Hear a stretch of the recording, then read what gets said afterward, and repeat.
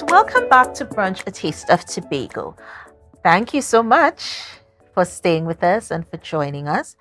And I'm so happy. I'm so honored. I'm so proud because I love speaking with, sons and daughters who are doing wonderful things.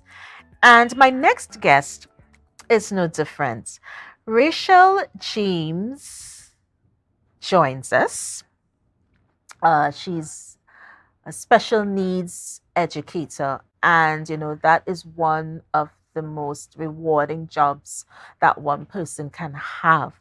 And, I'm so happy that she's with us. And I want to welcome her to the Brunch Mid Morning Show today. We're going to talk special needs. We're going to delve in just a little bit on, the importance of of being able to reach the minds of these wonderful children.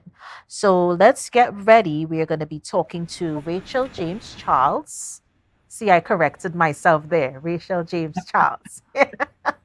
Oh my gosh, thank you so much, my sister. Thank you for Good being with us. morning. Good morning. Thank you for having me. Good morning, Janelle, and good Good morning, Tobago. morning.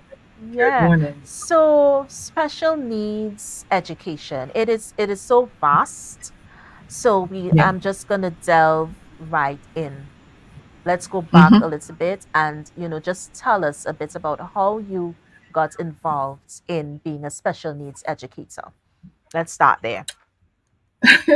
Well, so leading back to my early formative years during school, there would always be teachers who would either help you up or teachers who would pull you down. And there were some teachers who helped me. I realized later on in life that I had dyslexia, but a teacher noticed that I did, and she gave me the support that I needed to be successful, which planted a seed in me to become a just an educator. It wasn't necessarily special educator or a special needs educator. So moving on from there, I just pursued the career of becoming an educator. And I fell into becoming a special educator when one of my principals asked me to step into a role. You can't really back off once they see that potential in you. And I stepped into the role and I hit the ground running, and I've been running ever since. And tell us, why is special needs education important? Oh, so in the year 2022, 2021, 2022, in the United States alone, there were I want to get my numbers correct. There were 7.3 million um, students ages 3 to 21 that were catered a service to underneath the IDEA, which is the Individual Disability Education Act. And these were only students who were diagnosed with a special disability. There are many more that went undiagnosed and have been going undiagnosed for the longest while. So, in my job, I have to be able to assess and to make sure that these students are getting the correct support that they need to become successful citizens. I have to advocate for every student that comes into my care. And I also have to make sure that they're getting the proper education that is provided by the FAPE law in the United States of America. And are there any strategies that are put in place? Because we're trying to really pretty much close that educational gap that Yeah. seems to keep getting just a little too big on our educational journey. Is anything, has the conversation changed? Has policies come into play, in just bridging that gap? What, and if so, what's been going on in the educational space?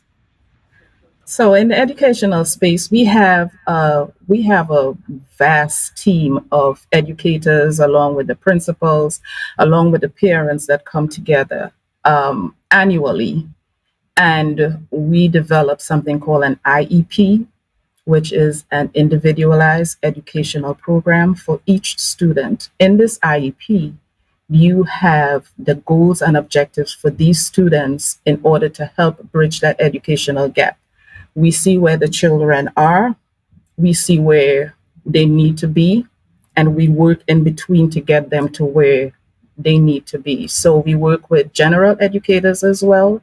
We work with specialists. We work with any therapists to help get these students to where they need to be. So the IEP is basically like the special ed Bible. If you don't know this IEP, you don't know your student, and you have to know your student in order to be able to provide that special education for that student, because children learn differently. We have children who learn visually. We have children who learn by hearing. We have children who learn by touching.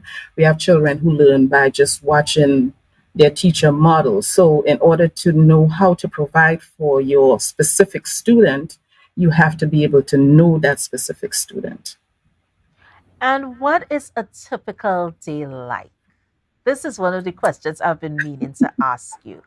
It's never a dull moment, I am so sure. But what is a typical day like for you as a special needs educator?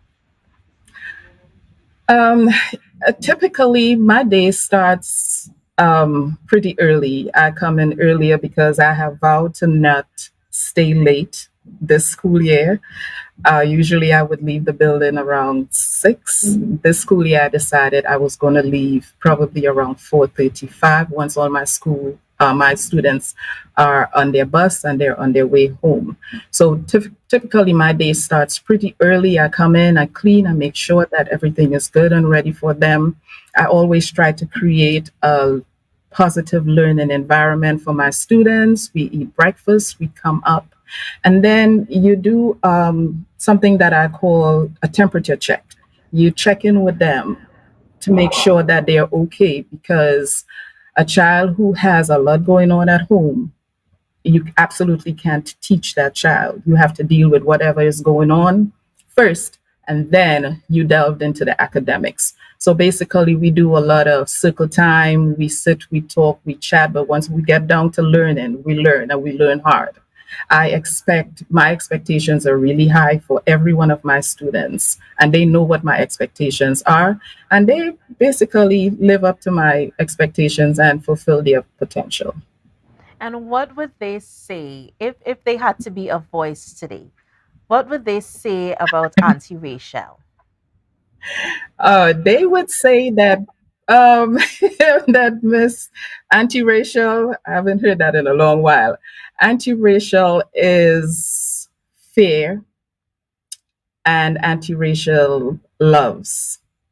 I I always come from a place of love, no matter what I am doing. And when a child knows that you love them, you can pull anything out of that child. A, ch- a child absolutely don't care what you know until they know that you care.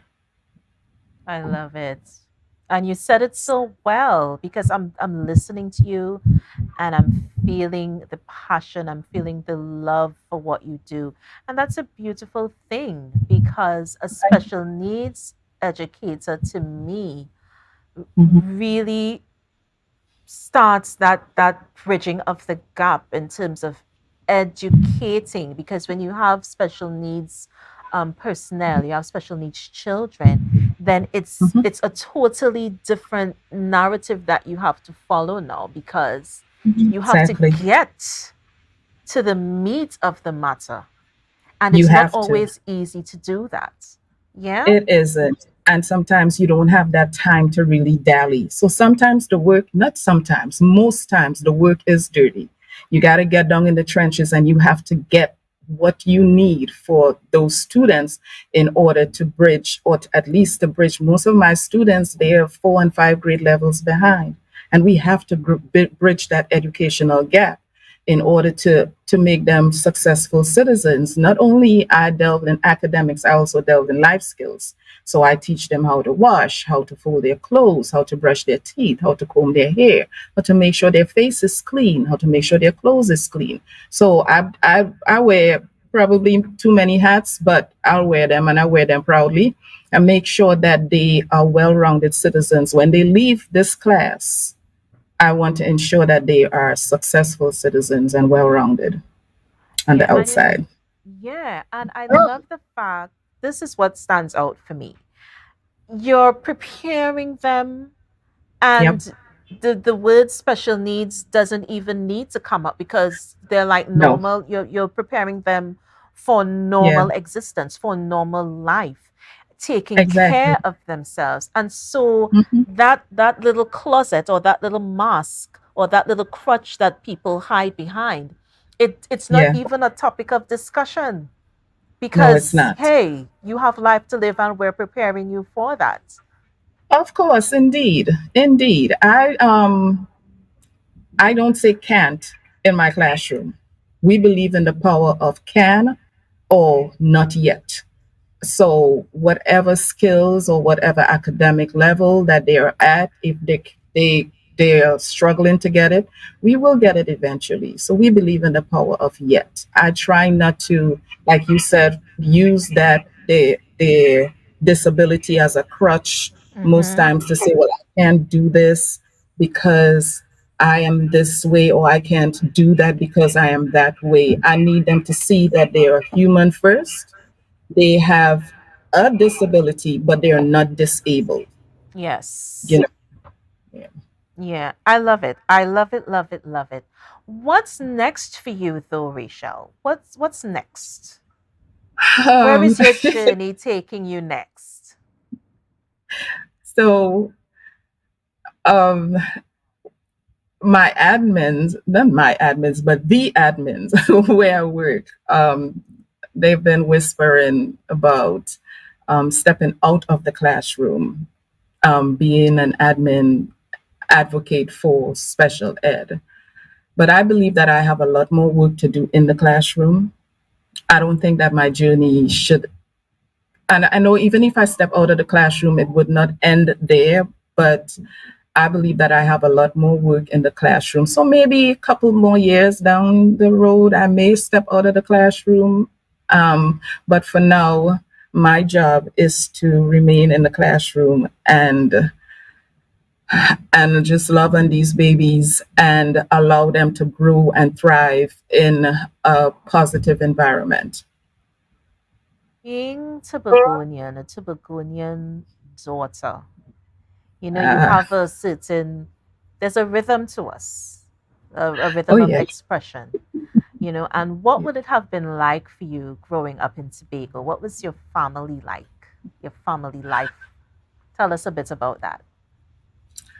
Family life in Tobago, well, we're always close knit. There's always a close knit family. My mom has three girls. I'm the middle child. So we have always banded together to ensure that we are all successful in whatever path we take.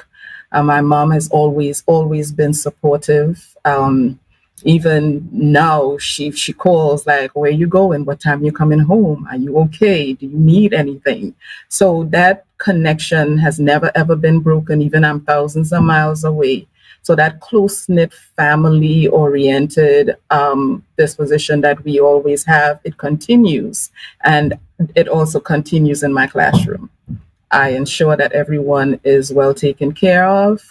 They belong to me when they get off that bus. They are my children until I put them back on that bus to send them home. Yeah, and I absolutely love that. And if you had to leave a positive word with us today, what would you say to us, Rachel? Okay, positive word. Being a special needs child does not necessarily mean that things are unreachable for you. It does not mean that that doors would be closed for you, or even being a special needs adult, because we have highly functioning special ed or special needs adult in this world, and you will never know. Children with special needs basically needs support, they need assistance, they need accommodations in order to become productive citizens in the world. And don't ever think that a special ed child or someone who shows signs of disability would never ever amount to anything. You know, everything in this world is possible. So that's my word. And I absolutely love it. But working in the special needs education industry, dealing with special needs children, are Mhm. there characteristics that you can point out that a special needs educator, special needs teacher would have? What are some of the characteristics that you would point out that you would have? Um, so I call them the double P's. You, the double P's, patience and passion, and they go hand in hand. You have to have patience. Your patience comes with, sometimes you may have a child who has a behavioral issue as well as a disability. And that's your patience. Your patience is to make this child understand that I am here to help you, not to hurt you. I am here to work with you. The passion, if you don't have passion for this job is for the strong of heart. If you do not have a passion for this, you're wasting your time and you're hurting more than you're helping. So the double P's helps me through the patience, the passion. You have to be, you have to learn how to collaborate, be a critical thinker, be strong with your planning. You must plan. You have to plan ahead, because you don't plan ahead, you plan to fail. So those are the words for some of the characteristics of a special educator. And I want to thank you so much. I absolutely enjoyed this conversation. You're not even here, and I'm feeling your love. I'm feeling your positivity. I'm feeling your passion for what Okay. you do. And we just want to thank you so much for being a part of Brunch Mid Morning Show today. Thank you so much for giving us your time. And from our Mhm. family to yours, we wish you peace, love, and light. So, Thank you. blessings to you, Rachel. Thank you, and blessings to you too. Hi, everyone in Tobago. Thank you so much. So we're going to take a break, guys, and we're going to be right back with more Brunch, a Taste of Tobago. Culture Corner is up next. And you don't want to miss that. Omari Colby joins us, aka Trip, and we're going to have a discussion with Omari today. Let me just mention our trivia question on the way out. The largest brain coral in the Western Hemisphere is located in what reef in Tobago? We are going to be right back with Brunch, a Taste of Tobago. See you guys soon.